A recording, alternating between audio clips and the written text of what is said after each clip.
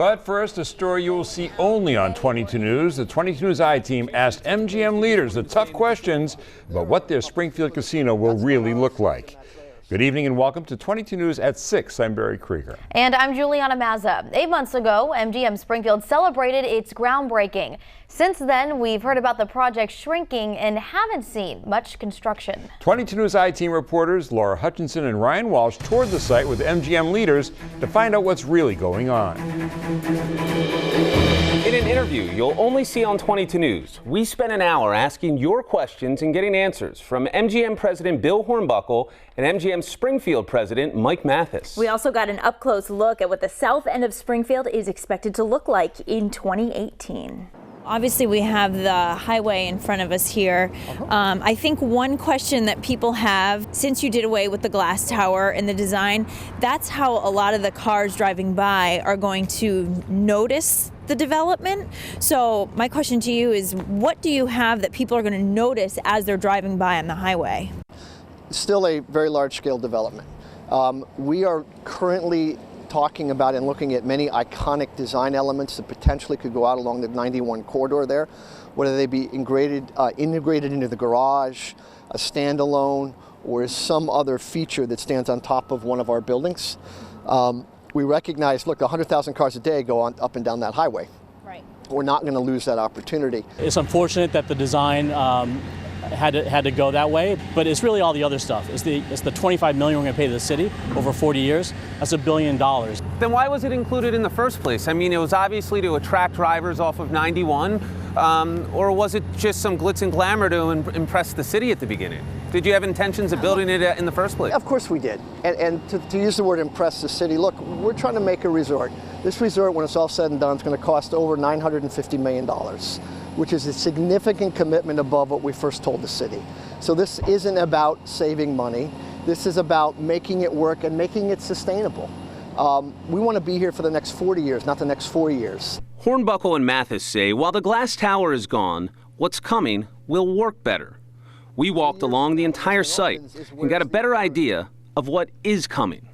Pool, garden, sandwiched in between the pool and the garden is a spa, and then looking to the south here, you'd be looking down upon the entertainment terrace. You're in TAP, and then an immediate extension to TAP, which is a sports pub, is the bowling alley. And remember, when we say bowling alley, it's more of a VIP bowling experience, and immediately to the left of that is the whole entertainment pavilion, movie theaters, bowling, etc. Do you envision, as we're getting near the holidays, a Springfield Rockefeller Center type place with the big tree and everything? We do. Ice sculptures, yeah, a lot of fun stuff out there. The more activity we can drive down here, the better. But we're still wondering when this vision will become a reality. So we're hearing the construction trucks near us. There's a lot of question about timeline and why this is a couple of years later than we were expecting, and why the overall construction period is a bit longer than originally projected. So where are we right now? The actual build schedule was in the initial stages 27 months. I think we're sitting at 30 right now once we actually get going. Part of it is our ability to get our final approvals to begin to drop some of these buildings, which we'd hope to do this coming January. That's right. We want to start with the garage first and phase, because we think that facility will be accommodating and helpful for the downtown area. We see some construction going on. When can we see some real demolition, and when will the actual building begin? The city says go. Zanetti School, hopefully come first or second week in January, is going to come down, and that's where the real first construction will start. We knock that building down tomorrow if we could.